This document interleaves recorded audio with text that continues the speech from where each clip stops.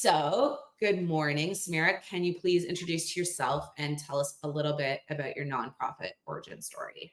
I'd be happy to, Tasha. So I'm Samira Moosavi. I am the regional clinical manager for a nonprofit called Experience Camps for Grieving Children. We run grief support programs for children that have experienced the death of a parent, primary caregiver, or sibling. Our flagship program is week-long summer camps all over the country, but we also have virtual programming. We do in-person workshops. We have an online community, and we have all different spaces where we try to meet the needs of our children who are grieving and really to invite the conversation about grief in a community like ours who doesn't want to talk about death and grief and our experiences. We really want to make it welcoming so that our youth can invite that conversation. I am actually new to this organization. I started in October of 2023, but I have been in the children's grief world probably for close to, gosh, I don't know, math, 8 years. Okay. I came into this role working at a local nonprofit in San Diego, which was a hospice agency running their children's grief program. Similarly, we ran summer camps, we ran peer support groups, and we ran a school praise program where we went on site to schools to provide grief support services. And Wow. then previous to that, Tasha, if you want a little lineage, Yeah. I Oh, spent time at two big children's hospitals working as a child life specialist. Child life specialists are gems in this world.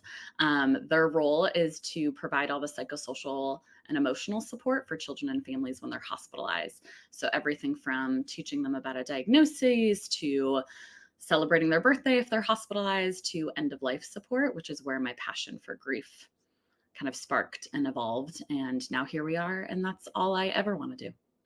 that's amazing. Actually, 'cause at one point in my life, in this wild career, I found myself and I was really looking into being a death doula because I heard about it and I was just like, what? I don't know. For some reason, it was just such a struck me as like what a blessing to be able to give both the person who's passing but also their families, because like you noted, this is a really touchy and odd subject, especially in North American culture. It's just like outrightly avoided. um and I think for myself, I had come from a very large family, so I don't know, I've been to probably like 25 funerals in my life. Like it just from a very young age, my family, this is something we do, and in you very actively participate in. But know that I'm an outlier often in it. So Yeah, death doulaship is magical and really you know, in my opinion, the more we can embrace those conversations about grief and death, the yeah, more that'll impact how adults and children grieve, right? Like if we yeah, know that those conversations are welcome, that it doesn't have to be um, so taboo or stigmatized or just scary. yeah, There's no script, there's no right or wrong thing to say. There's some helpful and unhelpful things to say, sure. yeah. But certainly just embracing this conversation that is inevitable for all of us. And so how can we do that? And how can we mentor and model and set the stage so that kids have the permission to do that too? So fascinating. Especially just because I haven't heard of many people who are working in nonprofit, particularly in this space, because it's often feels so medicalized. I don't think people realize that there would be nonprofits that kind of exist in this space as well. So favorite parts of your work, more specific, like I mean, can be specific to this organization, but also just in having been a nonprofit, what's your favorite part of the work? Ugh, I would say that the foundation of who I am and why I do this work, whatever the role is, whatever the organization is to elevate youth voices. Like there's nothing more magical to me than giving a mic, a stage, an opportunity, a room, a group of people, just an opportunity for a child to have their voice heard. So whether that be in the hospital setting where they got to advocate for what they needed in a medical setting where all of their control and all of their autonomy is taken away, and they get to advocate for something as small as a flavor popsicle or what they're going to watch during their MRI, something as simple as that, all the way to now what I do, which is elevating youth voices to share their story about their person who died, to share about their grief experience and have that heard and respected and validated and supported. It's such a magical thing to give kids an opportunity to say what you have to say is so important. and we need to listen to it. And so any opportunity that I can do that and invite youth to come and share and give them Yeah, that permission, like that is the foundation of everything that I stand for and why I'm so passionate about what I do. And the beauty of what I get to do now is to invite kids to do that, it's very cool. in lots of different platforms, which is pretty magical. That must carry over to some degree into the rest of their lives, right? Like on such a deep topic to be given that power. And I know this event coming up for We Are for Good in different cities is all focused on power, right? Like, and the idea of power. And that's such a circumstance where often you would feel powerless. So Right. to be given that power back, that's Yeah. a pretty incredible role. It's pretty magical. I mean, just to give I mean, how many times I ask this of we work really closely with volunteers, and I ask this of our volunteers and even the kids we work with, like, how many times have you gotten a chance to share your story? And in respect to what I do, their grief story of how their person died, uninterrupted, start to finish. Like, we just don't get opportunities to storytell in that way. So to give kids that opportunity, whether it is, again, one-on-one with someone in a group or in one of our large like online platforms, like how beautiful is it for you to be able to share if that's something that gives you, power and agency, and something that fuels you. Certainly for some children and adults, that's not what fuels them, and we certainly respect and honor that. But it's a pretty beautiful thing to say, like, your story and your experience matters, and there's lots of people out there that would benefit from hearing it, especially when we're talking about something that's so challenging to talk about, and giving youth another youth example to say, yeah, this is hard. And here's someone who might be similar to you, have a similar experience, not the same, because it's never the same, but a similar experience that can relate to you. Yeah. Okay. That's wonderful. I mean, that would be a favorite thing. That's a great highlight for a favorite thing. On the opposite side, challenges of being in this industry and your field in particular within nonprofit. What have been your biggest challenges? Good question. I'm so like challenged to answer that question because I love what I do. As you can tell, I like Yeah. ooh, Play-Doh and glitter and bubbles about what I do. I like tell people I'm a walking, talking heart. So um, I think just in any nonprofit world, there's so many of us that are trying to do these big, beautiful missions. And then the biggest barriers that I've seen is like, how do we do that collaboratively? Right? Yeah. Like we're all trying to, whether it be bring clean water or, help with the homeless population or poverty or anything else in my world, grief, right? Like, how do we collectively come together and similarly to how we're doing community based work, do Yeah. that work together as a community of professionals, which is like why I love the Nonprofit Hive. Because even though these are not professionals that I work with in the children's grief world and that we're doing the exact same mission, we are still doing the mission, which is to like elevate and better our communities in some way. And so, how do we do that collaboratively and collectively, again, to mirror like our efforts and what we do in our actual roles in organizations? So, I think as you know, Tasha, and you've probably heard in a lot of your other interviews, right? Like professionals in the nonprofit social impact space wear lots of different hats and have lots of different roles. So adding on something else to be collaborative, can be challenging, but it's also magical. Like I just came this past week from a conference in Denver for the National Alliance of Children's Grief, and like 650 of us were there who all love this work. So like Yeah. to even those opportunities, but then how do you ripple and continue those opportunities, right? To like learn from your colleagues and share this space, because for a lot of us, our populations, there's no max to the amount of service that is needed. And so how can we support one another? Yeah. And I think you need that support. And you've highlighted Mm, this work is really challenging. And without that support from others who get what you're doing, right? And on that deeper level for yourself, there is like people who work in this very niche field supporting children, right? And grief and all of those different pieces. Maybe you could even go, oh, there's also people who have worked in hospice. And so like there's like all these different niches. And so in many ways, I'm looking at the nonprofit hive and going, social impact is actually a really big industry. It's enormous and there's huge differences across the board. But if we could start to try to find, as the membership grows, opportunities for people to meet someone else who would have a background in supporting people who are going through hard times and are in and out of hospitals. You're such a unique resource to that organization and individual working in that field.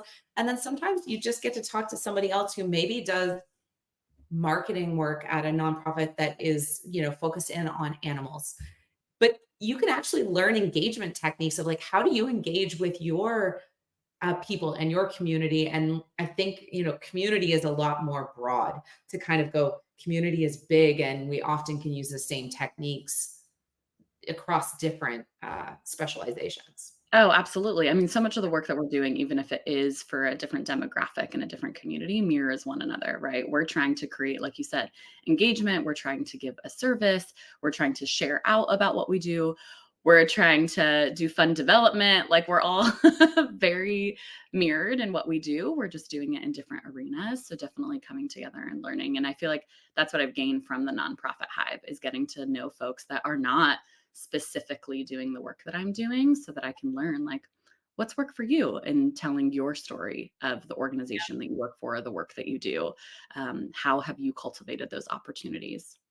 Yeah. So how has peer support, or like in what way will peer support help your longevity in staying in this field? Like, how critical is peer support Oh, to? it's so critical. So, Tasha, what's interesting is that our programming is all rooted in peer support. So, what we do for youth, we don't do any individualized support. Everything that we do is in a group environment. Okay. And so, what I seek mirrors that a lot too. I've been so like privileged and so honored to be a part of the Nonprofit Hive, to be a part of some like leadership development fellowships. And it's so beautiful to be in a collective and to say, like, I'm passionate about this work, you're passionate about this work, and like, how do we support one another? Whether it be that I'm cheerleading you on, whether it be that we're a new connection on LinkedIn and I engage with your content, whether it be that I think of you when I've met somebody and I, help to get you connected. That peer support, I mean, we're hardwired as humans for connection. Like, we Yeah. need that connection at every layer of what we do personally and professionally. So to know that there's a community that I can lean into to ask questions, to get reignited when maybe I'm having, a little bit of exhaustion or burnout, to talk through, some space I want to evolve in or a challenge. Like, nothing's more important than having that peer support and knowing that you can lean into folks that are, again, really passionate about whatever it is that they're doing too. Yeah. But they're willing to lean in and support you too, because hopefully that's what the greater mission is here, that we're all striving to do. Perfect. All right. And last question. Again, you've already kind of like answered this, but what are you hoping to get out of being a member of the Nonprofit Hive, but also what have you gotten to date out of some of your conversations? I'll start with the latter first. My conversations have all been so magical and so beautiful. I've learned so, like, from so many different folks across the sectors. And it's so interesting, Tasha, when you go in and, before we connect, we have access to each other's LinkedIn profiles. So I always go in and add and like do a little review. So I'm not coming into the conversation not knowing this person at all. And Yeah. so for face value, sometimes, to be transparent, I might think like, oh, I wonder like what we're going to overlap or connect on. And then you get on these calls and it's just like, we only have 1 minute and then it's going to aggressively turn off. And like, we just scratch the surface. Like, let's continue these conversations, is where most of my conversations go. Yeah. It's interesting to look at someone's role and be like, I don't know, other than the fact that we're both a nonprofit, that we're going to really have a lot of connection. And there's so much connection that comes from that, whether it be our shared experiences or our journey to where we are, or different workplace experiences, or just our passion for like what we do, which has Yeah. been really beautiful. And so I think it's just a good reminder about, for a lot of us, I know for me, like, I can get siloed in those 600 people that do the same thing that I do or something similar, but then I don't get as many opportunities to really like branch out and meet other folks in this industry. And so Yeah. to get that opportunity and that reminder, as again, as in the nonprofit world, we're all about the collective and community. And so, like, who are these folks? And then I think in continuing that, just being able to keep expanding that opportunity, because for all of us, I think these connections offer an opportunity for us to be vessels for one another and continued like conduits for connection to elevate what we're doing, the voices of our organizations, of our own missions, of our passions. And then you never know the web of where that's going to lead and like the ripple effects. So I may have a conversation with somebody in the Nonprofit Hive and they're like, oh, you would really benefit from, being connected to this person, or I would love to connect you to Samira, or like, have you heard about this organization? And like, it's just so beautiful to see. I've already seen that web be developed. And so that's just so magical. And I'm excited for that to continue. It is really interesting to watch. And I've heard from many people being like, well, this grant is not good for me. But like, do you know somebody in the network who, you know what I mean? Like could use this, right? And so I Yeah. think there's like this powerful sharing. And when it's not on an organizational level, like you're not having to have organizational permission to engage and collaborate or to really resource share in the same way, or get agreement from everyone in the organization that we're going to discuss X and X with this person or this other organization. And it's really just on an individual level and individual caring.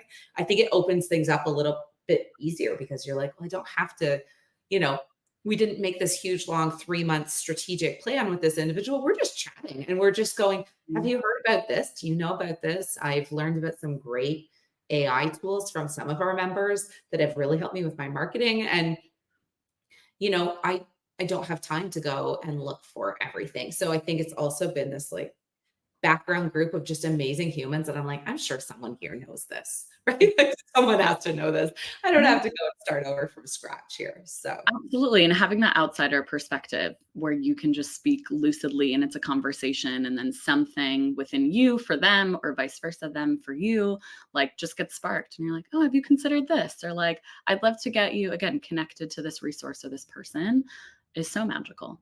Like yeah. that's the best thing ever. Well, you are just a delight. Thank you so much for doing this. This is amazing. And Samira, you're on LinkedIn. Should anyone want to connect with you, or maybe they'll just have to sign up for a Hive chat and see if, the timing all of a sudden just comes together.